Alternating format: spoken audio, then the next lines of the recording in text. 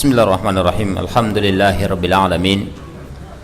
Wassalatu wassalamu ala Rasulillah wa ala alihi wa mawalah. Asyhadu an la ilaha illallah wahdahu la syarikalah wa asyhadu anna Muhammadan abduhu wa rasuluh. Amma ba'du. Jemaah yang dirahmati Allah Subhanahu wa taala. Kembali kita melanjutkan kajian kita yang berkaitan dengan beberapa kesalahan ketika orang melaksanakan sholat, khususnya ketika ia berdiri dan takbiratul ihram serta ruku' dan bangkit dari ruku', yang mana dijelaskan di dalam kitab yang ada di hadapan kita ini bahwasanya Ibnu Hibban memberikan tanggapan, ya, anna tsabita an Ibni Umar, bahwasanya satu hadis yang telah sabit yang diriwayatkan dari Ibnu Umar bahwasanya Rasulullah sallallahu alaihi wasallam apabila dia salat, dia memulai salatnya dengan mengangkat kedua tangannya setinggi bahunya atau setinggi pundaknya. Jadi setinggi pundak itu ini jari kita ini setinggi pundak kita. Wa idza rafa'a ra'sahu minar ruku'i rafa'ahu ma'aidan kadzalika. Demikian juga apabila dia bangkit dari ruku', ya, mau ruku' kemudian bangkit dari ruku', maka beliau juga mengangkat kedua tangannya seperti itu, ya. Jadi ketika Rasulullah sallallahu alaihi wasallam memulai salatnya, dia takbiratul ihram mengangkat kedua tangannya setinggi bahu. Di dalam riwayat yang lain dijelaskan setinggi daun telinganya. Kemudian ketika Rasul mau ruku', Rasul juga mengangkat kedua tangannya.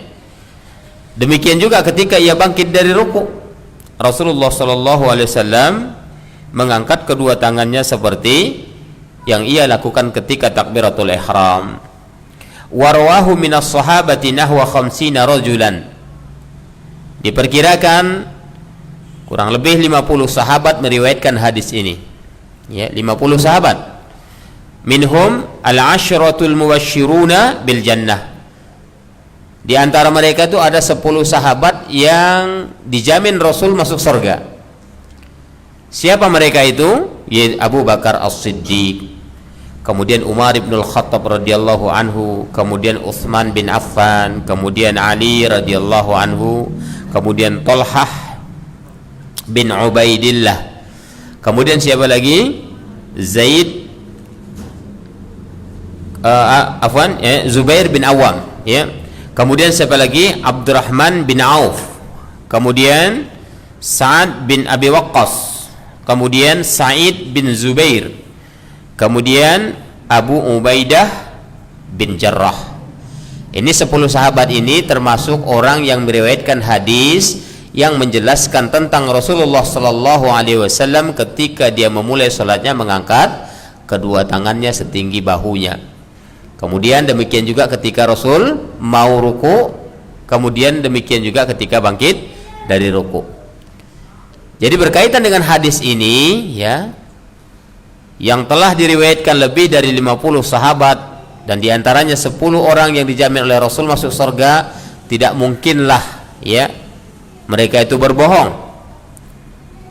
Jadi ketika mereka telah meriwayatkan hadis sedemikian rupa, Nabi Shallallahu Alaihi Wasallam hakikatnya tidak pernah meninggalkan amalan ini.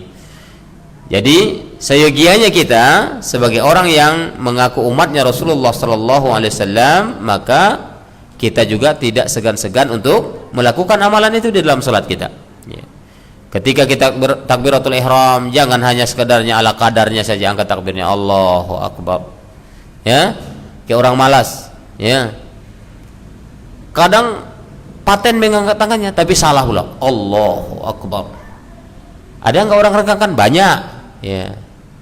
Itu bisa kita saksikan. Bahkan Allahu Akbar. Ya. Mungkin ini tanpa disadari. Ya. Bagaimana Rasulullah SAW sholat itu? Ya, mestinya kita melakukan sedemikian juga. Ketika itu kita selisihi, berarti ada di antara sunnah-sunnah Rasul itu tidak kita jalankan dalam sholat kita. Ya. batal sholatnya? Tidak. Kalau hanya sekedar sunnah sholat yang kita tinggalkan, tidak merupakan pembatal sholat. Tapi ketika nanti amalan yang lain misalnya kita tinggalkan, ya, dan dia termasuk di antara rukun sholat, maka sholatnya batal. Ya, contoh ya, nanti barangkali akan kita bahas lanjutannya. Ya, contohnya di antara rukun sholat yang ditinggalkan orang itu ketika dia sujud, banyak sekali yang nempelkan keningnya atau hidungnya enggak, ya kan? Ya, padahal yang sabatu a'dha yang disebutkan Nabi dalam hadisnya, yaitu Nabi itu sujud dengan 7 anggota tubuh, itu adalah wajahnya. Wajah itu mana? Kening dengan hidung, ya. Kening dengan hidung itu adalah satu bagian. Jadi ketika ada orang mengatakan, oh enggak, kening aja, hidung beda, nah ini salah dia, ya. Ikan banyak ini termasuk rukun. Ketika itu ditinggalkan, ya akhirnya apa terjadi? Batal sholatnya. Ngulang, iyalah kalau batal ya ngulang, ya, karena dia rukun. Karena apa? Karena dia sengaja. Wah, saya lupa, berarti butuh sujud sawi, iya kan? Ada juga sebagian orang meninggalkan rukun itu. Contohnya sholat dia, ya, sholat kemudian dia sujud seperti tadi.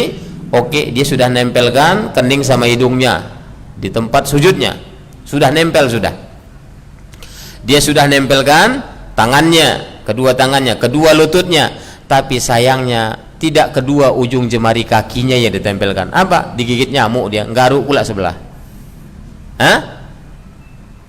Pernah kita lihat sering, ya. Kadang numpang pula kakinya sebelah kaki yang sebelahnya, kayak orang kecapean. Ini berarti tidak sempurna sujudnya, ini rukun. Makanya ketika tidak memahami bagaimana cara Rasul sholat, yang mana rukunnya, yang mana wajibnya, yang mana sunnahnya, ini nanti sholatnya berantakan, ya. Makanya kehidupan seseorang itu tidak mungkin bisa benar ketika sholatnya tidak benar, ya. Oleh sebab itu ketika kita memperbaiki sholat kita, ketika kita mencontoh Nabi di dalam sholat tersebut, ya, berupaya untuk mencontoh Nabi, maka insya Allah Allah akan memperbaiki kehidupan kita. Ya, yang jomblo cepat dapat jodoh. Ya, maaf yang jomblo.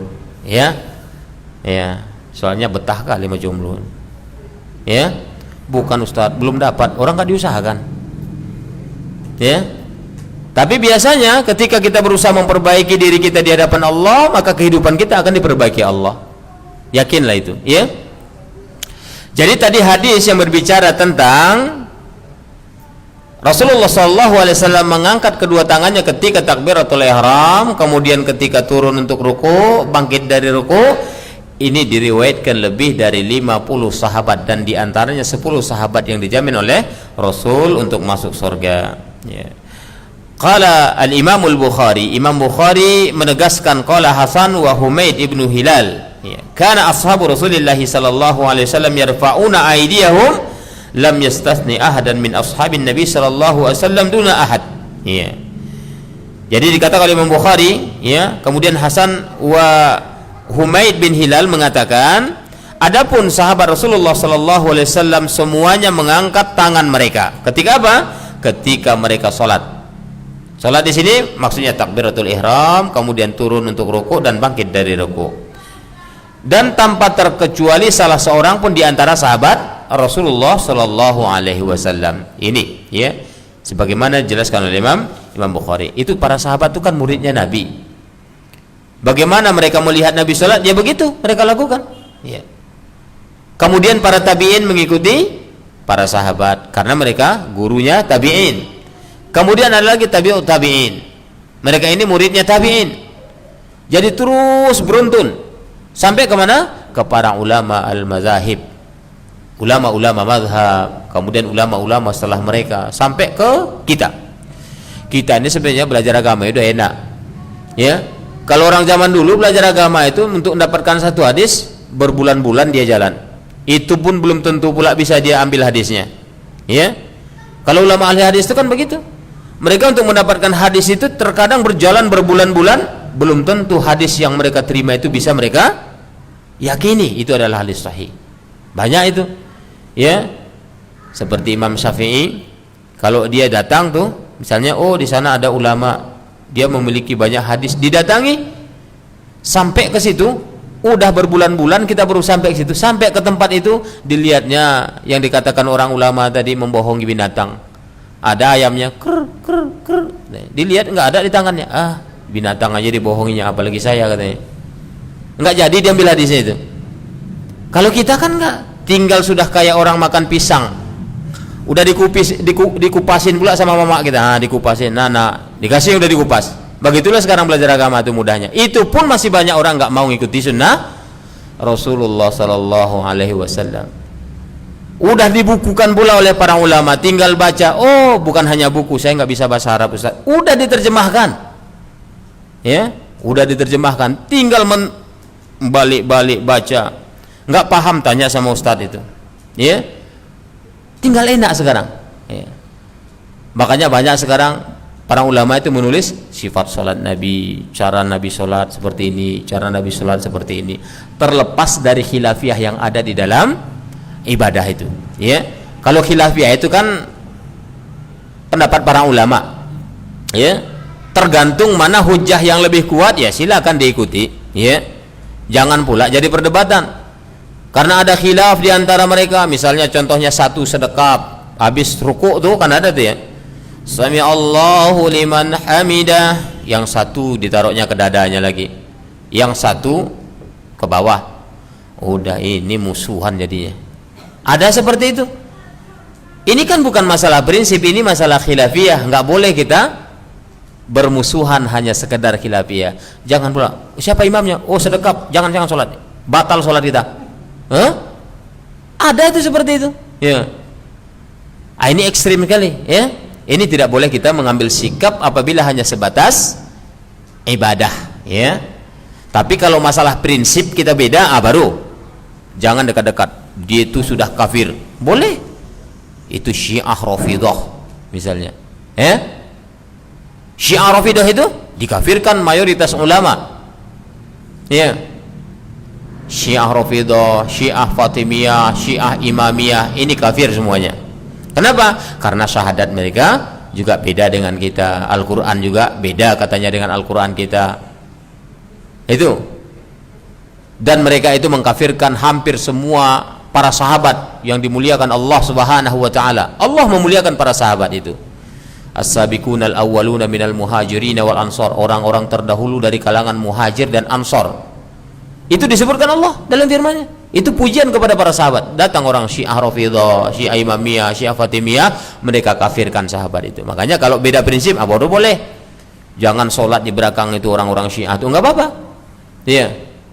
Kenapa? Karena sudah beda prinsip. Sama pun sholatnya, nggak usah sholat di belakang dia.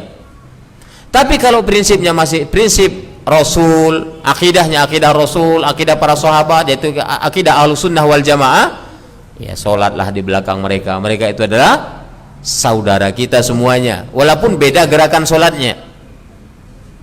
Satu pakai kunut dia, yang satu enggak, bertengkar pula, ya. Jadi kalau kita sebagai makmum ketemu imam berkunut, ikutlah kunut sama dia. Ini pendapat mayoritas para ulama, ya. Ikutlah kunut sama mereka. Tapi pula orang yang berkunut jangan pula sakit hati ketika ketemu imam yang tidak berkunut. Yang fair gitu, ya.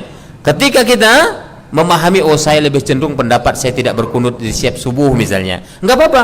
Ketemu imam yang berkunut, ya ikutilah mereka kunut. Yang kunut pun begitu.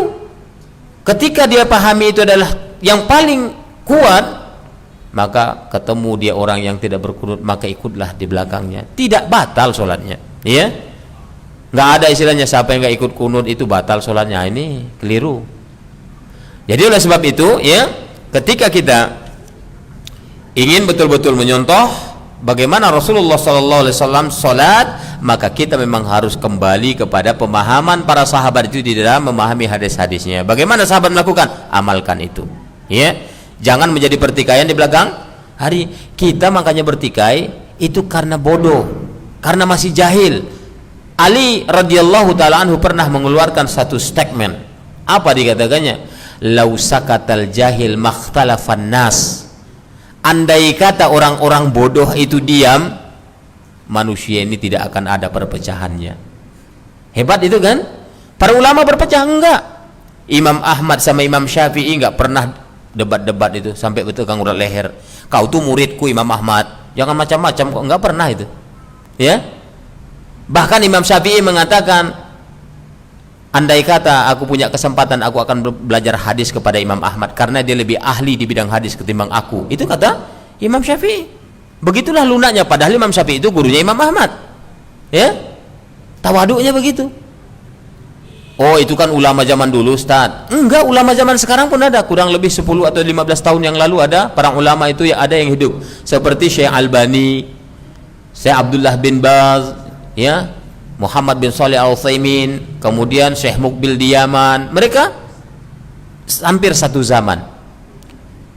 Padahal di antara mereka ada yang tidak satu pendapat di dalam fikih. Ya, misalnya saja sedekap tadi.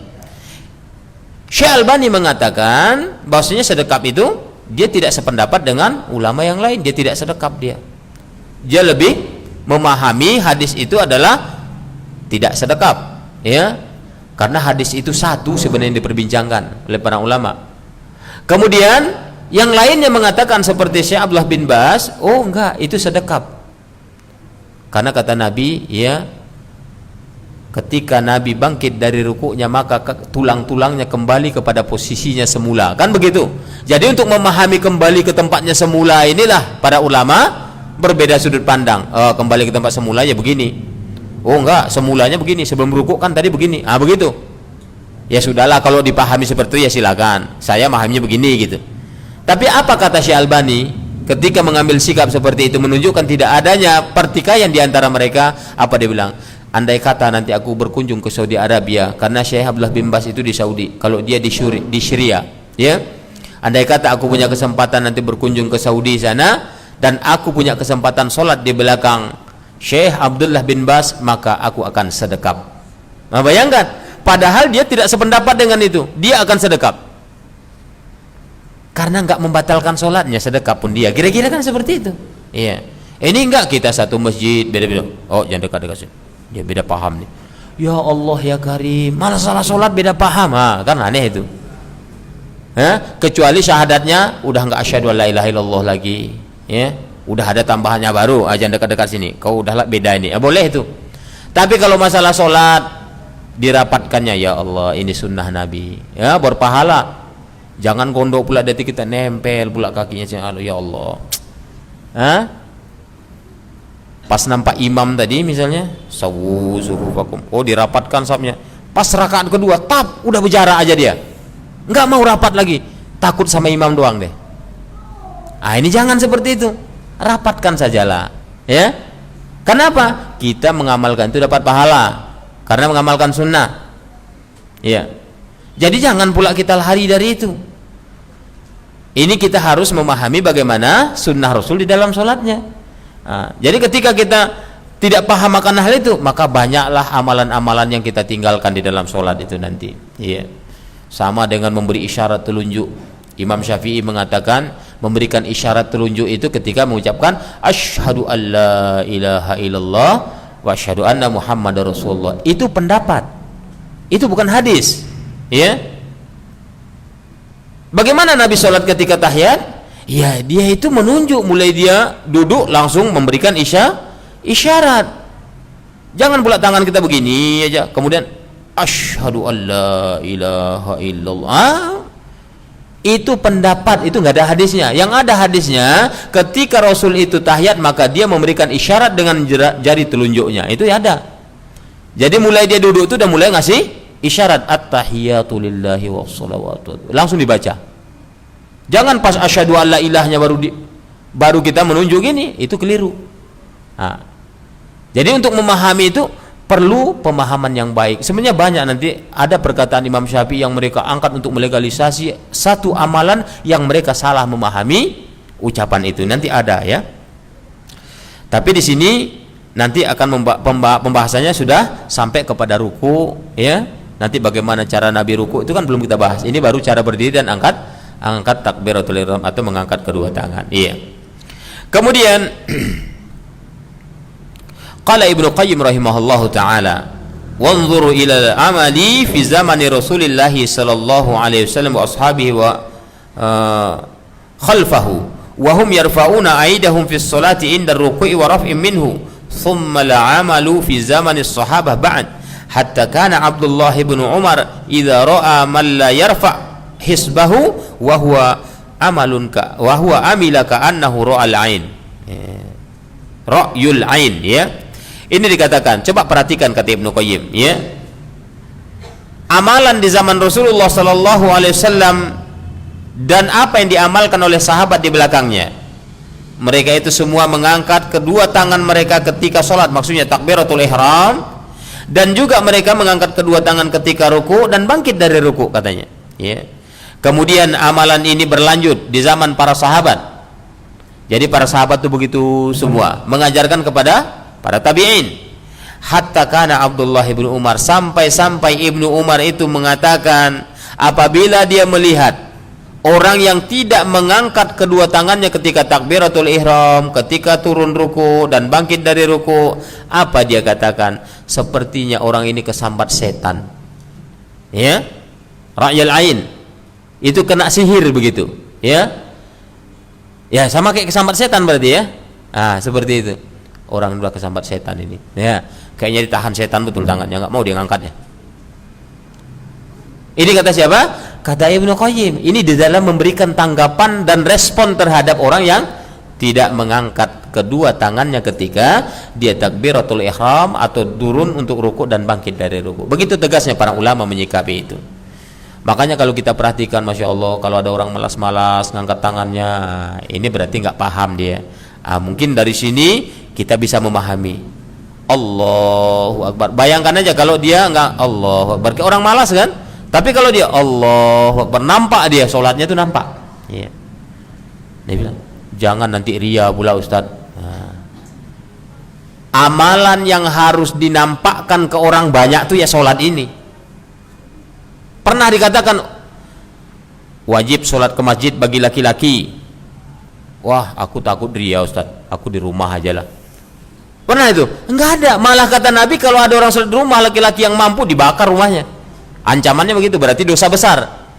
Jadi menilai dosa besar tuh kalau ada ancaman laknat, ada ancaman neraka, ada ancaman api dari hadis Nabi atau ayat, itu berarti jatuh ke dalam dosa besar. Jadi amalan yang harus diperlihatkan ke orang banyak itu ya sholat ini, ya. Puasa, itu rahasia, ya. Puasa itu rahasia, nggak boleh diperlihatkan. Ria pula dia, aku puasa loh. Ria jadinya, ya. Tiap datang orang, aku puasa, jangan ajak makan. Nah, itu jadi ria jadinya. Aku tadi malam sholat loh, jam 2 malam. Ria jadinya. Amalannya itu maksudnya. Tapi amalan sholat ini adalah salah satu amalan yang memang harus kita perlihatkan kepada orang. Nih, aku nih seorang pemuda, sholatnya di mana? Di masjid. Harus perlihatkan. Itu ria? Enggak. Pernah ada orang mengatakan dia, di hati kita pun enggak ada pernah ria kok.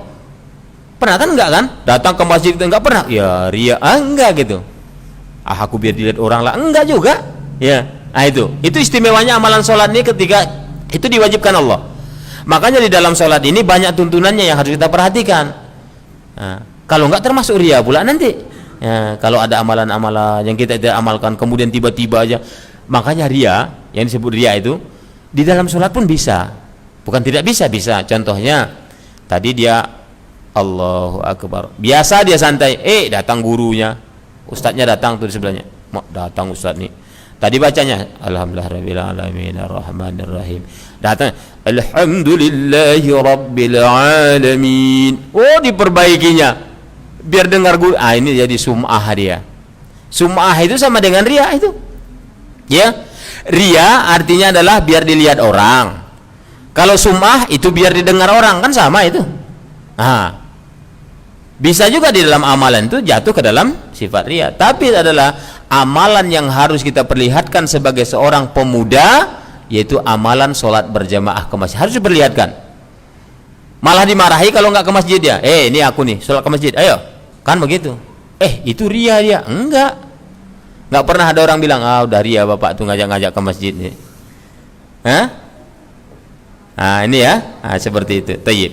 Jadi kata Ibnu Qayyim, orang yang tidak mengangkat tangannya itu, kedua tangannya ketika dia takbiratul ihram, ketika dia turun ruku, ketika bangkit dari ruku, ini kayak orang disambat setan, ya, kesambat setan, iya, kayak orang kena sihir begitu, ya. Wa qala Imam Al-Marwazi, ajma'ul ulama il amsar ala masyru'iyyati dzalika illa ahlu Kufah. Jadi ulama dunia, ya, itu sepakat amalan mengangkat kedua tangan ini adalah disyariatkan, ya. Disyariatkan siapa? Allah Subhanahu wa taala. Makanya Nabi enggak pernah meninggalkan itu, karena itu bagian syariat, ya.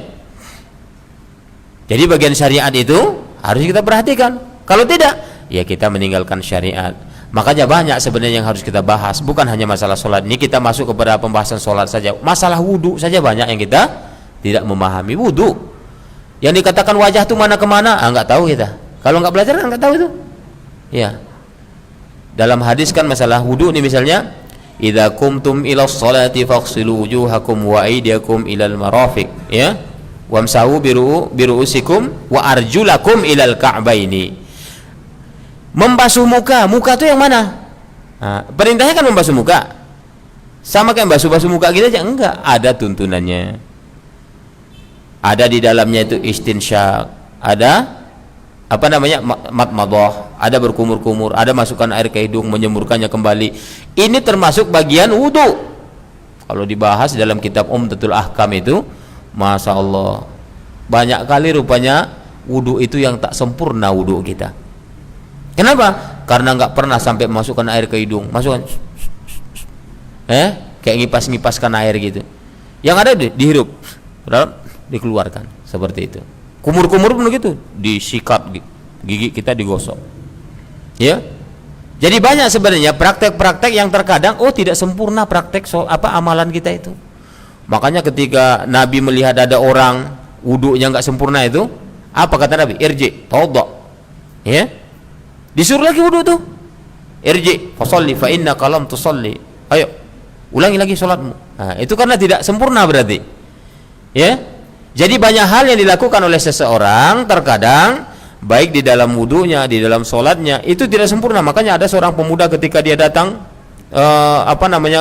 ke Masjid Nabawi, dia sholat, Allahu Akbar, rupanya angkat tangannya nggak sempurna. Nabi diam saja, tidak diingatkan ketika itu.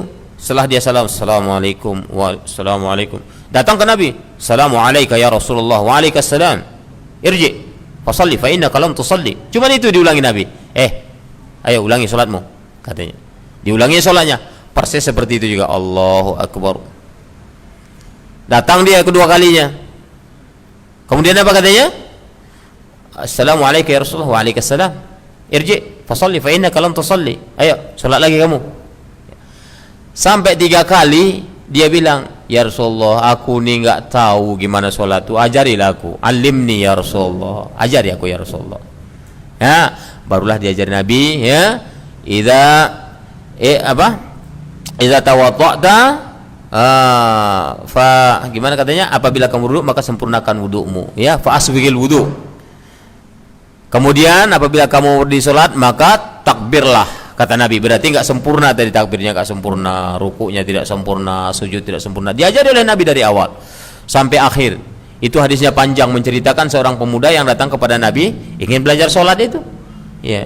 Kenapa kok sedemikian rupa? Andai kata sholat orang itu sudah bisa memadai, Nabi tidak akan perintahkan mengulangi sholatnya. Kenapa? Karena banyak hal yang dia lakukan itu tidak sesuai dengan sunnah Rasulullah Sallallahu Alaihi Wasallam. Ini yang harus kita perhatikan. Di antaranya tadi adalah mengangkat kedua tangan tadi. Jadi kata Imam Al-Marwazi, itu sepakat ulama dunia bahwasanya amalan itu disyariatkan. Kemudian qala Imam Asy-Syafi'i rahimahullahu taala, Imam Asy-Syafi'i menegaskan di sini katanya, la yahillu li ahadin sami'a hadisa Rasulillah sallallahu alaihi wasallam fi raf'il yadaini fi iftitahis salati inda ruku'i wa raf'in min ar-ruku' ayatrukal iktida bi fi'lihi sallallahu alaihi wasallam. Tidak boleh atau tidak layak seseorang setelah mendengar hadis Nabi Muhammad sallallahu alaihi wasallam yang bercerita tentang mengangkat kedua tangannya ketika memulai salat, ketika beliau ruku dan bangkit dari ruku, orang tersebut masih meninggalkan dan tidak mau mengikuti sunnah Rasulullah sallallahu alaihi wasallam. Tidak boleh katanya. Jadi setelah kita belajar, setelah kita tahu, coba diamalkan, direalisasikan. Waduh, berat kali Ustaz, sudah mendarah daging yang model julus ular tuh katanya. Allahu akbar. Kayak orang stroke. Udah mendarah daging, dimulai itu Allahu akbar, diingat. Biasanya 2 kali 3 kali udah makin enak, kan seperti itu. Tapi kalau dibiasakan, udah ada juga itu, ya. Kita membahas tentang sholat ini juga sudah beberapa pertemuan. Jemaah yang biasa datang, jemaah bahkan setiap kajian itu dia datang, tetap saja amalannya kayak yang biasa-biasa, tidak ada perubahan. Mau ditegur gimana? Iya, kita pun gak enak juga. Pak, salah Pak, itu gini Pak. Kan gak enak gitu. Nanti dianggap kita terlalu menggurui. Kita menggurui karena kasihan begitu. Iya, karena kalau masalah sholat ini kan masing-masing pertanggungjawabannya di depan Allah. Ya, nggak ada istilahnya. Ini Ustadz tuh nanti yang tanggung jawab nih, walaupun saya salah, ya enggak lah. Kayaknya imam itu nanti yang nanggung jawabin saya, walaupun saya salah di belakang. Enggak juga. Ya, kalau masalah dalam gerakan itu kita salah, ya kita yang nanggung dosanya. Tapi ketika mulai sholat misalnya, imamnya tidak mengurus safnya, dibiarkan begitu saja, nanti kesalahan makmum waktu dimulai sholat ini, itu imamnya ikut nanggung. Imam itu berat tanggung jawabnya.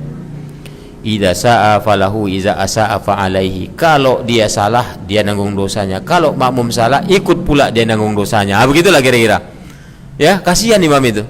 Ya, makanya untuk mengurangi beban imam itu, ya perbaikilah sholat kita di belakang. Kasihan dia, iya kan? Biar ku buru-burukan ya sholatku, biar rasakan imam itu. Ya itu kita yang rasain nanti itu, bukan imam itu. Ya, tayyib. Seperti itu ya. Jadi kata Imam Syafi'i, tidak boleh atau tidak layak orang yang sudah mendengar hadis Nabi SAW yang berkaitan dengan mengangkat kedua tangan ketika memulai sholat, ketika ruku, ketika bangkit dari ruku, orang tadi masih saja tidak mau mengikuti amalan yang dilakukan oleh Rasulullah sallallahu alaihi wasallam ini, ya. Kemudian Imam Malik pernah ditanya, ya, An Abdul Malik bin Sulaiman qala, ya, riwayat dari Abdul Malik bin Sulaiman pernah ditanya dia berkata, Sa'altu Sa'id bin Jubair, aku pernah bertanya kepada Sa'id bin Jubair tentang mengangkat kedua tangan ketika sholat. Aku pernah bertanya kepada Sa'id bin Jubair, ya. Sa'id bin Jubair ini kan salah seorang sahabat yang dijamin surga itu, ya. Tayyib. Apa katanya? Faqala, Sa'id bin Jubair pun menjawab, huwa syai'un tuzayyinu bihi salataka. Mengangkat kedua tangan itu adalah sesuatu yang memperindah salatmu. Ya, jelas memperindah. Coba kalau enggak ngangkat tangan, Allahu Akbar, ada enggak bagusnya? Enggak ada. Jadi kata Sa'id bin Jubair bahwasanya mengangkat kedua tangan ketika kita takbiratul ihram dan turun untuk ruku, bangkit dari ruku, ini adalah sesuatu gerakan yang memperindah sholat kita. Iya. Cobalah misalnya Anda berdiri ini, ya, Allahu Akbar, ada nggak indahnya itu? Nggak ada sama sekali. Allahu Akbar, Allahu Akbar, ya. Tapi kalau dia tuh Allahu Akbar, kelihatan dia sholatnya. Makanya disebutkan Sa'id bin Jubair bahwasanya ketika kita melakukan sunnah Rasul itu di dalam sholat kita, ya sunnah-sunnah sholat itu, ini adalah salah satu gerakan yang memperindah sholat kita. Kelihatan orang sholat tuh begitu, ya, kelihatan gerakan yang disunnahkan Nabi, nampak dia sholat. Tapi kalau dia tidak lakukan, kayak orang nggak sholat aja, ya. Allah, jangan-jangan dia naruhnya, nanti ada kita bicara tentang apa, di mana sebenarnya Nabi menaruh tangannya, ya, di sini, di sini, di sini, di sini, ada orang di sini. Ini sholat, Allahu Akbar. Dikirain nggak sholat, Pang, sholat nih katanya. Ya kan begitu jadinya. Itu nanti akan dibahas itu. Di mana sebenarnya tangan Nabi itu ditaruhnya dan bagaimana posisi tangannya. Nah, itu yang harus kita pelajari nanti. Ya, sebenarnya ini harus berangkai ini ya. Harus ngikutin, kalau enggak tinggal nanti. Ya.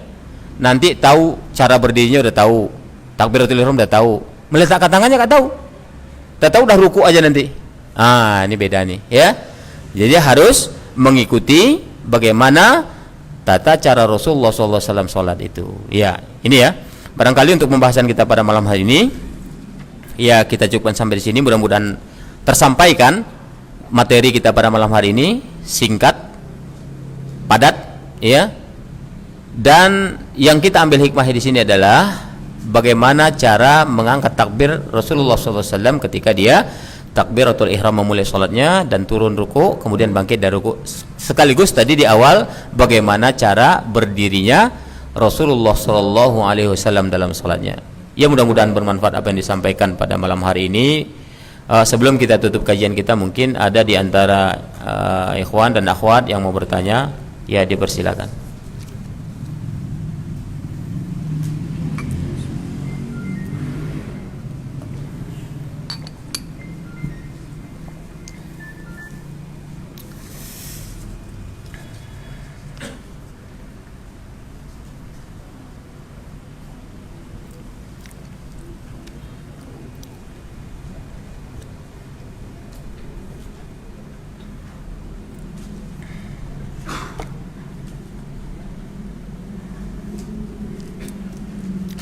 Bismillah Ustaz, apa dalil bahwa ketika takbiratul ihram jari jemari tangan dirapatkan? Ini Anda bacakan ya. Iya. Dalilnya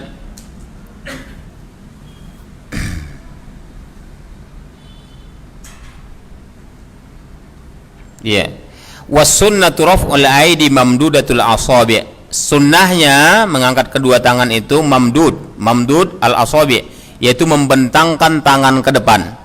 La yufarriju bainaha wala yadummuha.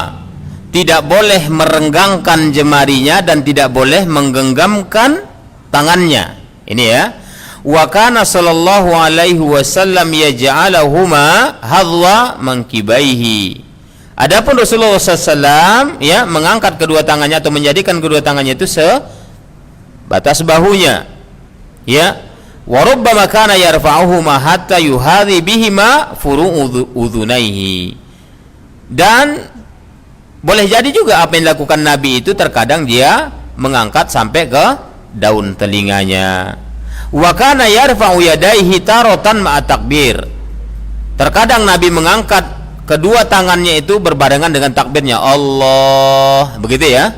Nah, wa taro dan ba'da takbir, terkadang setelah takbir, Allahu Akbar, baru gerakan tangannya. Watarotan qabla takbir, dan terkadang sebelum takbir. Nah, ini dia ya. Nah, itu dalil tentang Nabi tidak merenggangkan jemarinya dan tidak pula menggenggamkan jemarinya ketika takbiratul ihram. Allahu a'lam bishawab.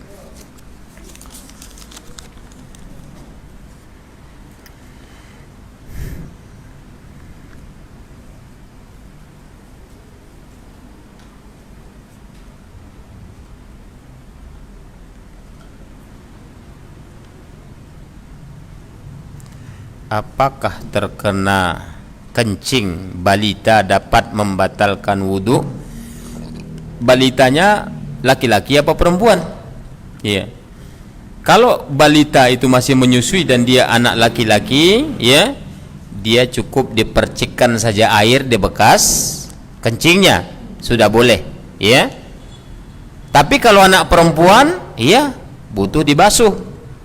Kalau kain ya harus dicuci seperti itu ya. Ya. Manakah lebih utama ketika kita jadi masbuk mendengarkan imam atau membaca doa iftitah? Yang lebih utama adalah ketika kita masbuk dan imam sudah membaca ayat, ya sudah kita mendengarkan membaca ayat. Jangan pula sibuk kita membaca iftitah lagi. Iya.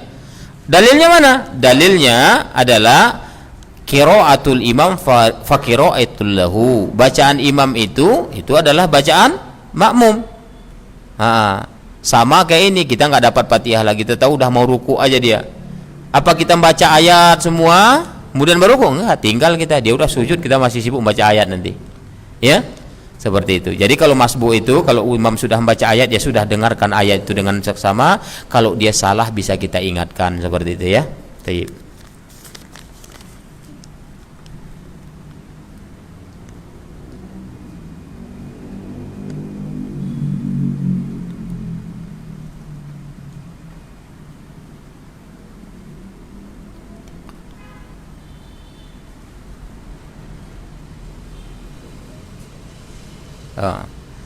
Apakah perbedaan amaliyah dan i'tiqadiyah ya, di dalam menjalankan ibadah di atas syariat sesuai para rasul, sesuai rasul, jangan para rasul, karena syariat para rasul yang dulu udah nggak berlaku sama kita ya.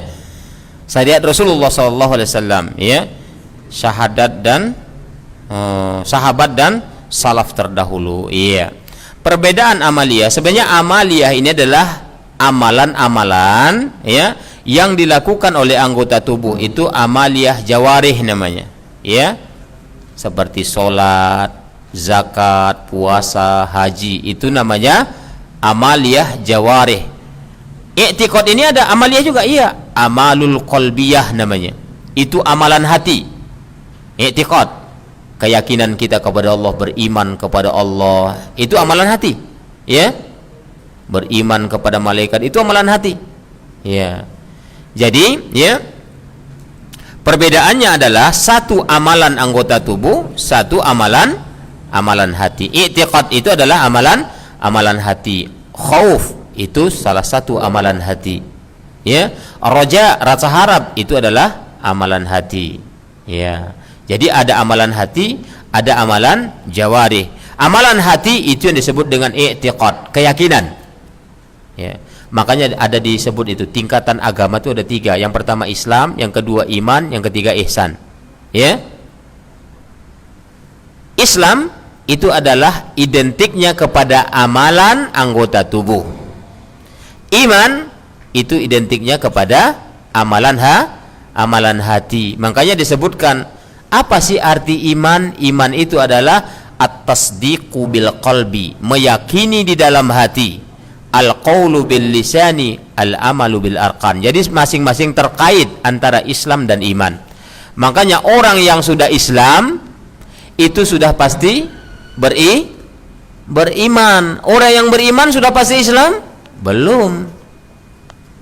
Jadi jangan katakan orang beriman itu sudah Islam. Banyak orang yang beriman tapi tidak Islam. Orang kafir itu beriman enggak? Beriman. Yakin dia ada Tuhan? Yakin. Yakin dia yang memberi rezeki itu Allah? Yakin dia. Orang Islam, orang apa tuh? Orang kafir tuh. Tapi apakah Islam? Enggak dia. Padahal beriman dia tuh. Beriman adanya Allah, ya.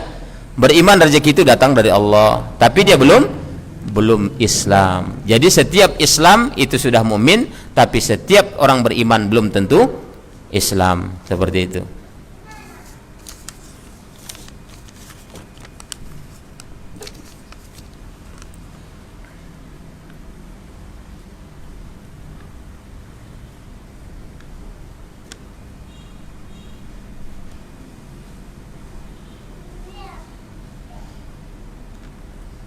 Ya, bismillah. Ustaz, afwan, ini keluar dari tema katanya. Iya. Ustaz, bagaimana tindakan anak apabila ada di antara keluarga anak yang memelihara anjing? Dan bagaimana hukum beribadah di dalam rumah itu? Iya. Kalau ada keluarga kita memelihara seekor anjing di rumah, atau 2 ekor anjing, atau berapalah, pokoknya anjing lah gitu ya. Ya, kita ajari dia bahwasanya, atau kita beritahu dia, anjing ini akan menghalangi malaikat masuk ke dalam rumah. Ini yang harus menjadi keimanan kita. Iya. Jadi harus disingkirkan. Lah kan boleh untuk menjaga. Iya, kalau seandainya pekarangan kita tuh lebar di pinggir kandang sana, itu boleh. Enggak apa-apa, di pinggir pintu masuk sana tapi jauh. Iya. Nah, itu masih diperbolehkan. Atau barangkali untuk menjaga ladang, jangan dibawa ke rumah. Bahkan terkadang, mohon maaf, kaum muslimin yang enggak paham itu, anjing berkeliaran pula di rumah. Ya. Nah, ini tidak dibenarkan. Kenapa? Khawatir semuanya sudah jadi najis. Padahal ludah anjing itu harus disamak, ya. Idza syaribal kalbu fi ina'i ahadikum falyaghsilu sab'an wa ulahunna bit-turabin. Dalam riwayat Muslim disebutkan wa ulahunna bit-turabin. Kalau seekor anjing saja minum dalam bejana kalian, minum itu, ya, maka basuhlah 7 kali, pertamanya dengan tanah. Di dalam hadis yang lain disebutkan idza walaghal kalbu fi ina'i ahadikum faghsilu sab'a marratin, ya, as-saminatu bit-turabin. Ya. Apabila seekor anjing menjilat bejana kalian, maka basuhlah 7 kali, ya. Yang ke-8-nya itu harus dilumuri dengan tanah. Ya, itu ada. Kalau yang tadi kan pertamanya dengan tanah. Ini yang ke-8. Ya sama, mau yang pertama pun dibuat pakai tanah, nggak apa-apa. Yang terakhir pakai tanah, tapi harus dicuci. Jangan selalu lumuri tanah bawa ke rumah. Dicuci dulu, ya. Nah, begitu. Nah, itu baru bersih. Andai kata anjing berkeliaran di rumah kita, subhanallah, mana tahu kita mana yang kena pipisnya, mana yang kena jilatnya. Ya, yang pertama sekali harus diberitahu adalah saudara kita itu jangan pelihara anjing di situ. Iya. Kalau sholat, ini dia, kita harus pilih-pilih tempat yang bersih. Karena apa? Karena buqa'ah, yang dikatakan tempat sholat itu harus terbebas dari najis. Makanya ada namanya an-najasu wal khobathu. An-najasu itu yang keluar dari tubuh kita, al-khobathu itu yang najis berasal dari area sekitar. Bisa dari kotoran, bisa dari kencing, kan begitu? Itu khobath namanya. Dia harus terbebas dari al-khobath, baru kita boleh sholat di dalamnya. Ya, ini harus kita perhatikan dulu anjingnya area mana saja, ya harus kita lihat. Sampai ke kamar dia enggak, di kamar aja sholatnya. Ya, seperti itu. Allahu a'lam bishawab.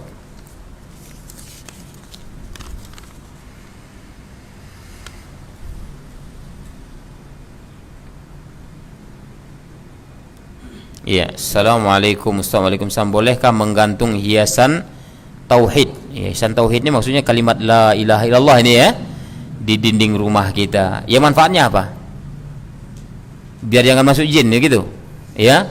Ini tidak pernah pula dikenal. Sahabat tidak pernah menggantung kalimat itu. Walaupun kalimat ini bisa dijadikan untuk ruqyah, ya.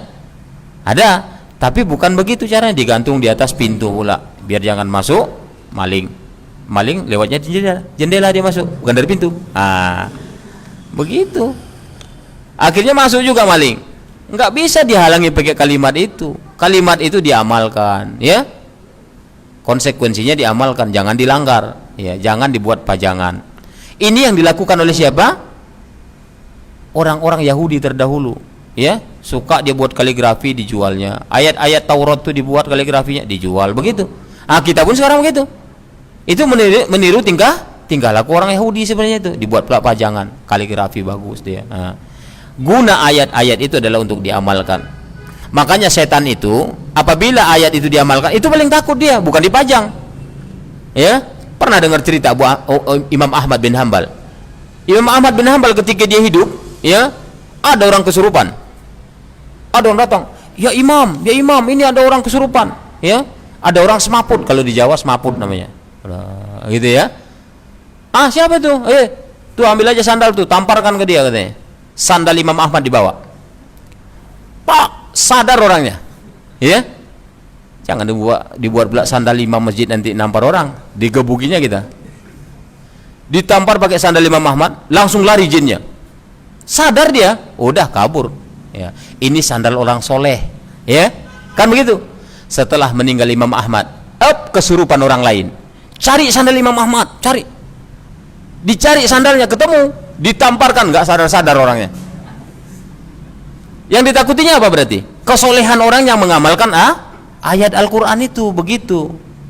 Nah, sama dengan itu, dibuat kaligrafi, ditamparkan ke orang, itu nggak akan sadar. Tapi coba dibacakan. Misalnya ayat kursi itu, ya. Nah, ditulis besar-besar di rumah kita kesurupan, digini-ginikan pakai ayat kursi, nggak akan sadar orang itu. Ya. Tapi coba dibacakan, Allahu la ilaha illa huwal hayyul qayyum. Geletar, langsung lari jinnya itu. Begitu. Jadi jangan dipajang. Gunanya apa? Ya untuk hiasan, masya Allah. Hiasan banyak yang lain daripada itu digantung-gantung, ya.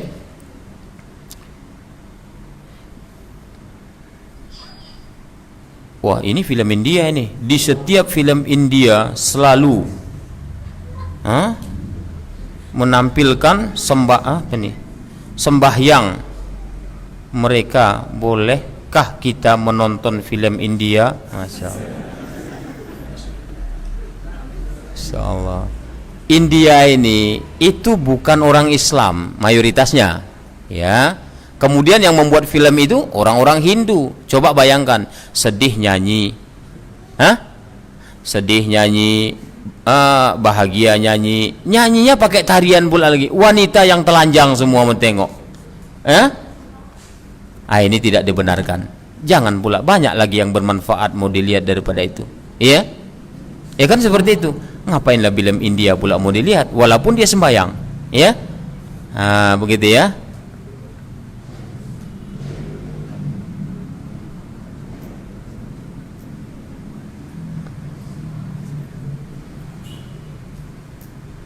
Wah, ini Anda nggak bisa jawab, ini yang bawah ini.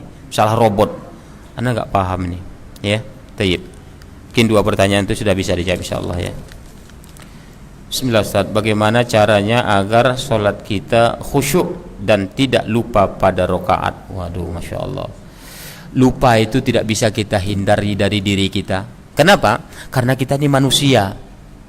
Yang namanya manusia itu biasanya lebih identik lupa, karena namanya manusia itu adalah artinya lupa.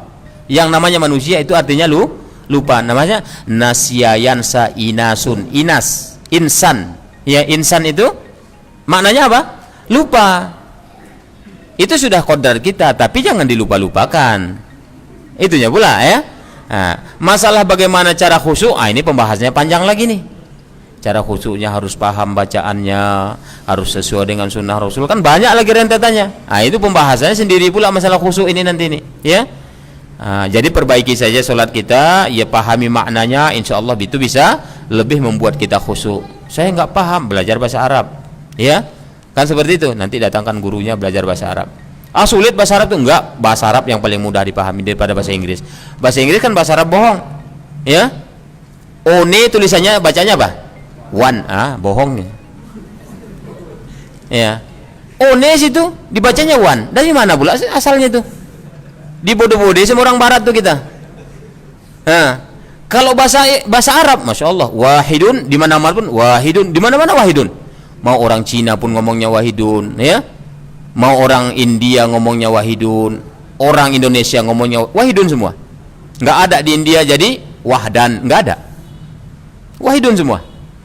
Itu keunikan bahasa Arab. Makanya lebih mudah bahasa Arab pada bahasa Arab. Jadi gitu cara untuk khusyuk, ya. Baik.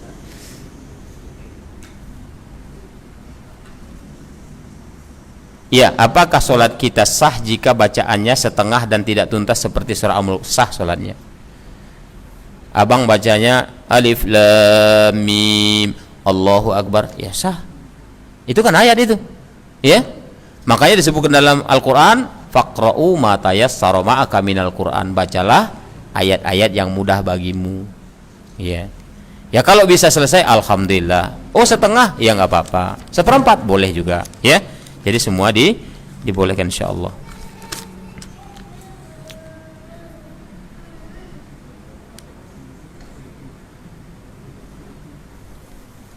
Ya.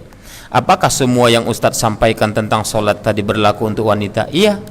Ya, syariat Rasul itu berlaku wanita maupun laki-laki. Dalam melaksanakan sholat, iya. Sama semua. Jadi wanita lebih dianjurkan mengangkat tangan itu setinggi bahunya saja, jangan setinggi telinga. Itu yang ada, ya.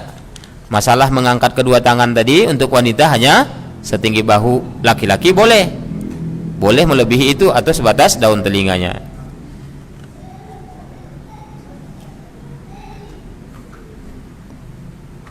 Dan pada saat kapan telunjuk jari diangkat pada waktu tahiyat awal dan akhir? Ya sejak kita mulai duduk itu, mulailah kasih telunjuk, ya. Mau gerak-gerakkan dari awal. Tidak ada pula hadisnya yang menerangkan hanya menggerakkan telunjuk itu di ucapan asyhadu alla ilaha illallah wa asyhadu anna muhammadar rasul. Tidak ada. Itu hanya pendapat. Yang ada seperti dalam riwayat disebutkan bahwasanya Nabi pernah disaksikan sahabat itu menggerak-gerakkan telunjuknya mulai dari awal tahiyat itu. At-tahiyatulillah. Ada, makanya jangan salahkan kalau kita melihat orang menggerakkan telunjuk, nggak apa-apa. Di satu ketika ada juga sahabat melihat Nabi hanya diam saja, berarti Nabi pernah menggerakkan, Nabi pernah mendiamkan telunjuknya, seperti itu. Ya. Nah, ini yang harus bisa kita bersikap lebih arif ketika kita melihat ada perbedaan di amalan sholat kita tadi dengan orang lain. Baik.